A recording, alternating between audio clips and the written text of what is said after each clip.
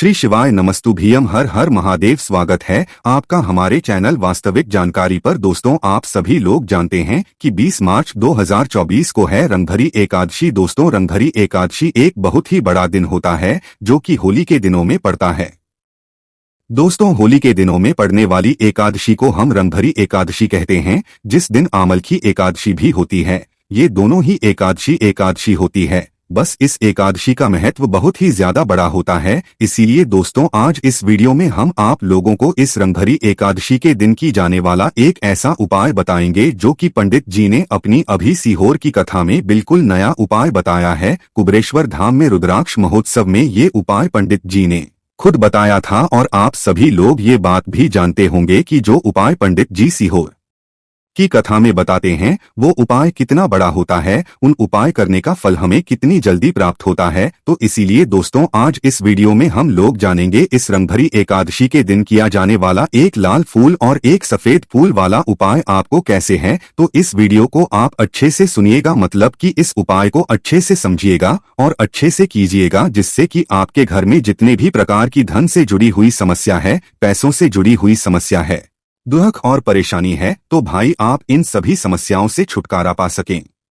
तो आइए उपाय को समझते हैं और जानते हैं कि ये वाला उपाय कैसे करना है, किसको करना है और किस समय करना है। उपाय आसान है, बस समझने वाली बात है, इसलिए ध्यान से समझिएगा। उसके बाद ही आप लोग जो है इस उपाय को जरूर कीजिएगा, ठीक है। सबसे पहली चीज हम लोग ये समझते हैं, एक लाल फूल और एक सफेद फूल वाले उपाय को इस आने वाले रंग भरे प्रदोषण व्रत के दिन किसको करना है।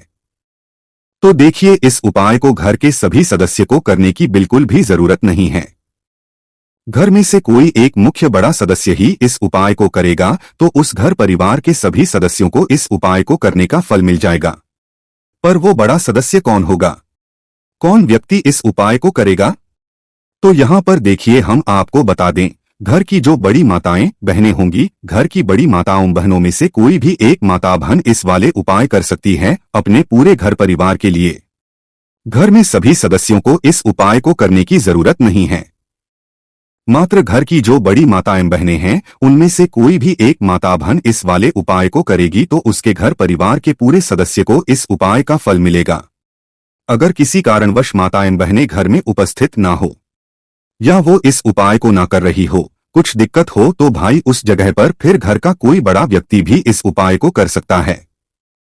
माताओं बहनों के कहने का मतलब ये था कि माताएं बहनें घर की लक्ष्मी होती है। जब घर की लक्ष्मी कोई उपाय करती है तो निश्चित ही भगवान शिव जी बहुत जल्दी प्रसन्न हो और उपाय का फल हमें बहुत जल्दी और बहुत बड़ा करके भी यहाँ पर देते हैं। तो आप लोग ये बात समझ गए होंगे।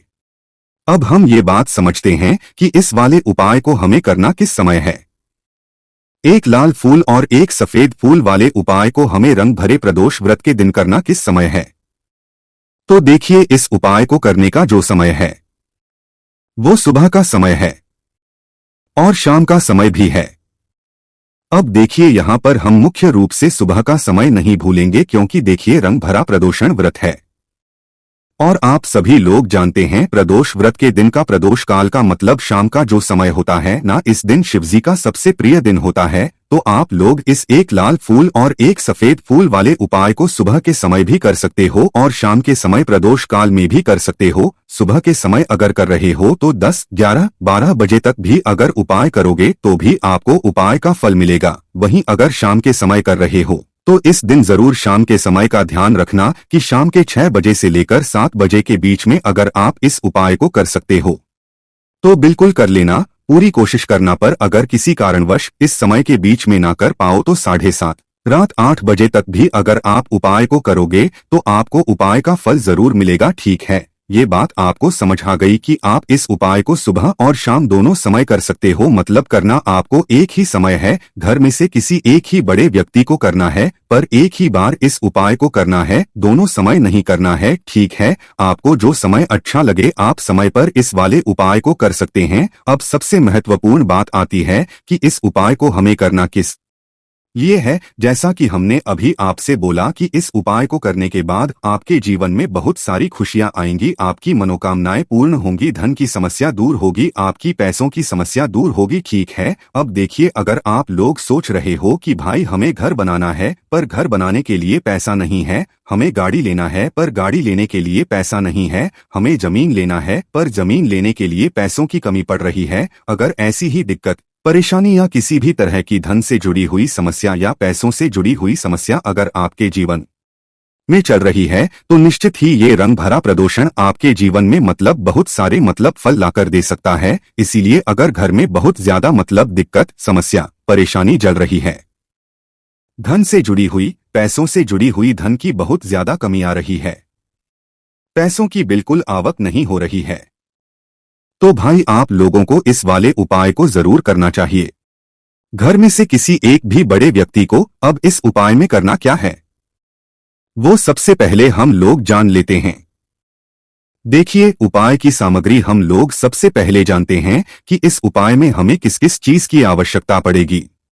तो देखिए, उपाय का नाम तो एक लाल फूल और एक सफेद फूल वाला उपाय है, पर इस उपाय में कुल मिलाकर 4 सामग्री हमें लगने वाली है, जो कि पंडित जी ने खुद वाली कथा में बताया है, और जो हम आपको उपाय बताते हैं वो पंडित जी द्वारा बताए गए होते हैं, वही बताते हैं, अलग से कुछ भी नहीं बताते हैं। तो यहाँ पर हम लोग समझते हैं कि इस उपाय की सामग्री क्या है। तो देखो, उपाय की जो सामग्री है वो 4 सामग्री है, जिसमें से सबसे पहली सामग्री है एक बेलपत्र। क्या एक बेलपत्र क्या होती है? बेलपत्र जो शिवजी की शिवलिंग पर चढ़ती है। दूसरी चीज है एक शमीपत्र। शमीपत्र वो जो शिवलिंग पर ही चढ़ता है। तीसरी चीज है दोस्तों एक लाल फूल, जो उपाय का नाम है, तो एक जहां पर आपको लाल फूल लेना है। अब ये लाल फूल कौन सा लोगे? देखो, शिवलिंग के ऊपर जो लाल फूल चढ़ता हो उनमें से कोई भी एक लाल फूल पसंद कर लेना, और वो कहीं से तोड़कर या कहीं से खरीद कर लेकर आना और उस लाल फूल को उपाय में प्रयोग में लेना। उसके बाद में एक सफेद फूल का विशेष रूप से ध्यान रखना, जो सफेद फूल शिवलिंग पर हो सिर्फ वही सफेद फूल लेकर आना, इसके अलावा कुछ मत लेकर आना। तो एक एक मात्रा में ही आपको ये चारों सामग्री चाहिए, एक बेलपत्र, एक शमीपत्र, एक लाल फूल और एक सफेद फूल। ये चारों सामग्री आप लोग तैयार करके रख लेना प्रदोष व्रत के दिन, प्रदोष काल में या सुबह के समय जब भी आप इस उपाय को कर रहे हैं। जैसे ही आपके उपाय की सामग्री तैयार हो जाती है, तो क्या हम सीधा उपाय को करने के लिए इन चारों सामग्री को लेकर उपाय करने के लिए जा सकते हैं? नहीं, तो यहाँ पर आपको इस बात का ध्यान रखना है कि हम भगवान शिव जी को प्रसन्न करने के लिए तो जा रहे हैं, हम अपनी मनोकामना को पूर्ण करवाने के लिए तो, पर हमें ये दर्शाना बिल्कुल भी नहीं है कि हम सिर्फ अपने फायदे के लिए भगवान शिव जी के मंदिर में आए हैं। इसीलिए हम इस उपाय को करने के साथ साथ में भगवान शिव जी की पूजन अर्चना के लिए कुछ सामग्री भी जरूर लेकर जाएंगे। जैसे कि सुबह के समय अगर आप उपाय को कर रहे हो, इसे एक लाल फूल और एक सफेद फूल वाले उपाय को, तो भाई सुबह के समय आपको एक लोटा जल लेकर जाना है। जो लोग प्रतिदिन शिव जी के मंदिर जाते हैं, पूजन अर्चना करते हैं, जल चढ़ाते हैं, फूल बेलपत्र बिल्कुल सब कुछ चढ़ाते हैं, भाई वो अपनी पूजन अर्चना वैसी की वैसी ही करना। बाकी जो सिर्फ उपाय को करने के लिए जा रहा है, जो कुछ भी ले जा रहा है, वो कम से कम एक लोटा जल अपने घर से जरूर भरकर लेकर जाना अगर आप उपाय को कर रहे हो, है ना? क्योंकि इस वाले उपाय को आप भगवान शिव जी की पूजन अर्चना करने के बाद ही करना। वहीं अगर बात करें शाम के समय की, अगर कोई व्यक्ति शाम के समय प्रदोषण में इस वाले उपाय को कर रहा है, तो भाई आपको मात्र एक घी का दीपक तैयार करना है। ये बात हम हमेशा बोलते हैं, शाम के समय प्रदोष काल में कोई उपाय कर रहे हो ना, तो दीपक का विशेष महत्व होता है, और प्रदोषण व्रत के दिन का प्रदोष काल में जो भी व्यक्ति दीपक जलाता है ना भगवान शिव जी के मंदिर में, भाई उसके जीवन से सारी दुख और परेशानियां भी दूर होती। तो भाई इस दिन दीपक का विशेष रूप से ध्यान रखना आप लोग, अगर आप इस उपाय को शाम के समय प्रदोषण में कर रहे हो। ये जो दीपक आप लोगे, ये आटे का लोगे, जो आटा आप गूंदोगे उसके अंदर कुछ भी मत डालना, मात्र साधा आटा गूंदकर उसे तैयार कर लेना, और एक मीडियम साइज का दीपक तैयार कर लेना। वो दीपक ना ज्यादा छोटा हो ना ज्यादा बड़ा हो, है ना? उसके बाद में दीपक आपका तैयार हो जाए तो इसके अंदर जो बत्ती रखोगे वो गोलबत्ती रखोगे। देखो गोलबत्ती भी दो तरह की होगी, एक बाजार की और एक घर वाली। तो कोशिश करना अपने घर में जो रुई रखी हुई है उस रुई से आप लोग एक गोलबत्ती अपने ही से बनाओ। उपाय का फल अच्छा मिलता है। भगवान शिवजी जल्दी प्रसन्न होते हैं जब हम किसी भी उपाय को अपने हाथों से परिश्रम करके तैयार करते हैं। ठीक है, तो आपको उस दीपक के अंदर एक गोलबत्ती रख देनी है। इसके अंदर जो चीज आप लोग डालोगे वो डालोगे शुद्ध देसी गाय का घी। इस बात का विशेष रूप से ध्यान रखना है। ठीक है, शुद्ध देसी गाय का घी ही डालना है, तेल वगैरह आज के दिन तो मतलब इस दिन मत डालना, प्रदोष व्रत के दिन, क्योंकि भगवान शिव जी का सबसे प्रिय दिन और प्रिय समय पर हम लोग इस वाले उपाय को कर रहे हैं। तो थोड़ा सा शुद्ध देसी गाय का घी इतना डालना कि वो दीपक कुछ समय तक जल सके, ना बाजार वाला मिलावट ही, ना भैंस का घी डालना। ठीक है, शुद्ध देसी गाय का घी आपको ढूंढने में थोड़ी मतलब मेहनत लगेगी और महंगा भी मिलेगा, पर इसी मतलब घी से भगवान श्री प्रसन्न होते हैं और उसी शुद्ध देसी गाय के घी से घर में बरकत भी बनी रहती है और हमारे घर में सुख शांति भी बनी रहती है। इसीलिए इस शुद्ध देसी गाय के घी को अपने घर में हमेशा रखा करो। भगवान श्री के कार्यों में भी उपयोग में आता है और उपायों में भी हम लोग प्रयोग कर सकते हैं। ठीक है, तो यहाँ पर आपकी सारी तैयारियां हो चुकी है। उपाय को करते समय शुद्धता का विशेष रूप से ध्यान रखिएगा। सुबह कर रहे हो तो आपको स्नान करना ही करना है, बाकी शाम को कर रहे हो तो शाम को मात्र मुंह धोकर भी आप लोग इस वाले उपाय को कर सकते हो, कोई दिक्कत वाली बात नहीं है।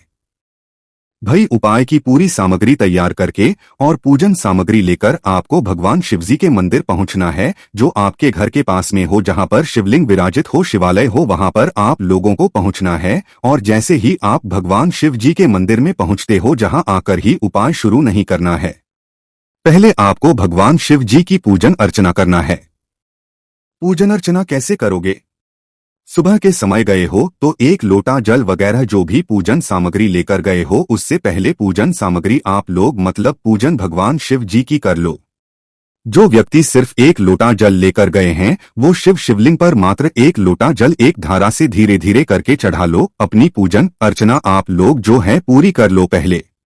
उसी के बाद अगर आप शाम के समय इस उपाय को कर रहे हो तो जाते से ही उस उपाय को नहीं करना है, पहले जाकर बैठना है। भगवान शिव जी की शिवलिंग के पास में आप जो दीपक तैयार करके लेकर आए हो उस दीपक को पहले जलाना है। ये जो दीपक आप लोग जलाओगे ना, ये किसी और की माचिस से मत जलाना, अपनी ही माचिस अपने ही घर से लेकर आना और इस दीपक को अपनी ही माचिस से जलाना। अगर आपने मंदिर की माचिस या किसी और की माचिस ले ली इस उपाय को करने में, इस उपाय का फल उस व्यक्ति को भी थोड़ा बहुत मिल जाएगा। इस बात का इसलिए अपने घर से अपनी हिमाचली से लेकर जाना और इस दीपक को जलाना। दीपक को जलाने के बाद भगवान शिवजी के शिवलिंग के पास में रख देना। शिवलिंग कितना पास में मत रखना कि भगवान शिवजी को आंच लगे, थोड़ी सी दूरी बनाकर ही जो है इस दीपक को शिवलिंग के पास में आप लोग रख दीजिएगा, है ना। अब जैसे ही आपकी पूजा अर्चना हो जाती है, भगवान शिवजी के शिवलिंग के सामने आसपास कहीं पर भी बैठ जाइए उपाय को करने के लिए। और उपाय को करने से पहले आप लोग अपनी वह चारों पूजन सामग्री निकाल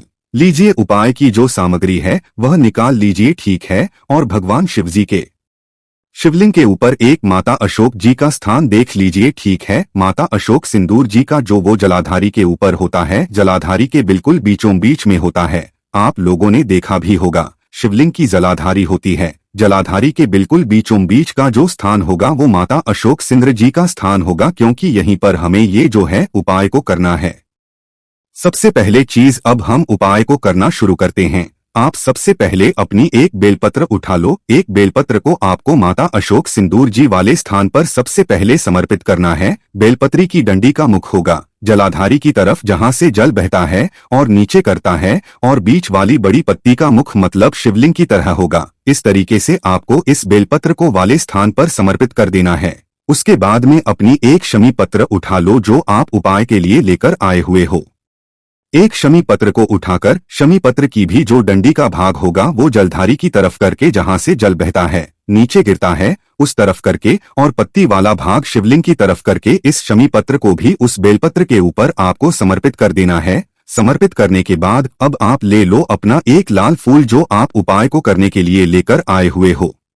इस लाल फूल का जो खिला हुआ भाग होगा, चाहे वो गुलाब का फूल हो, चाहे कोई सा फूल जो शिवलिंग पर चढ़ता हो, भाई उस फूल का जो खिला हुआ भाग होगा वो शिवलिंग की तरफ होगा। पीछे का भाग होगा फूल का वो जलाधारी की तरफ जहां से जल बहता है नीचे गिरता है उस तरफ होगा। और आखिरी में आपका जो एक सफेद फूल बचा हुआ है ना, इस सफेद फूल को भी आपको लेना है और सफेद फूल का जो खिला हुआ भाग होगा वो शिवलिंग की तरफ होगा। जहां पर शिवलिंग रखा हुआ है उस तरफ होगा और डंडी का भाग जलाधारी के पीछे की तरफ हो जाएगा, मतलब जो जहां से जल बहता है और नीचे गिरता है। जब आप लोग एक बेलपत्र, एक शमीपत्र और एक लाल फूल, एक सफेद फूल चढ़ा रहे हो तो उस समय आप लोगों को कांता भगवान या कांता चक्र का नाम लेते हुए ही जो है इस उपाय को करना है। और भगवान शिवजी और नारायण जी का करते हुए जो है इस उपाय को आपको करना है। तो जब भी आप एक बेलपत्र, एक शमीपत्र, एक लाल फूल और एक सफेद फूल चढ़ा रहे हो तो या तो आप कांता चक्र का नाम ले लेना या कांता भगवान का नाम लेते हुए जो है इन सभी सामग्रियों को माता सृष्टि वाले स्थान पर आप लोग समर्पित करते जाना और शिव और नारायण जी का नाम भी साथ साथ में लेते जाना। और जैसे ही आप लोग ये उपाय पूरा कर लेते हो, चारों सामग्री समर्पित कर देते हो, उसके बाद में भगवान से वहीं के वहीं बैठे बैठे हाथ जोड़ के प्रार्थना करना, आपकी जो मनोकामना हो, धन से जुड़ी हुई, पैसों से जुड़ी हुई, घर में माता लक्ष्मी जी की कमी हो रही, जो भी दुख और समस्या परेशानी चल रही हो, आपको अपनी वह दुख और परेशानी जो है भगवान शिवजी से उपाय को पूरा करने के बाद वहीं पर पास में बैठकर बोल देना है, हाथ जोड़कर आंखें बंद करके, ठीक है। उसके बाद में 2 मिनट भगवान के नाम का जाप करना है और उपाय जैसे ही पूरा हो जाता है भगवान से आशीर्वाद लेकर, भगवान को देकर, भगवान से प्रार्थना करके आप अपने घर पर वापस आ सकते हैं। यहाँ पर आपका ये वाला उपाय पूर्ण हो जाता है। इस उपाय को करने के बाद निश्चित ही आपको इस उपाय का फल बहुत ही जल्दी और बहुत बड़ा होकर मिल जाएगा। बाकी दोस्तों, यहाँ पर ये वाला उपाय पूरा हो जाता है। इस उपाय को करने के लिए अगर आपके मन में भी प्रश्न आता है, आपको कोई बात समझ नहीं आती है, तो उसे आप हमसे कमेंट करके पूछ सकते हैं, क्योंकि दोस्तों इस उपाय को करने का आपके पास एक बहुत बड़ा मौका है इस रंगभरी एकादशी का, जिस एकादशी के दिन भगवान शिव जी आपसे बहुत जल्दी और बहुत आसानी से प्रसन्न होंगे और वो आपकी मनोकामना को भी पूर्ण करेंगे, आपके जीवन से धन की समस्या परेशानी को भी दूर करेंगे। बाकी दोस्तों, इस उपाय करने में अगर आपको कोई भी दिक्कत समस्या आती है तो कमेंट करके पूछ सकते हैं। श्री शिवाय नमस्तु भीयम, हर हर महादेव।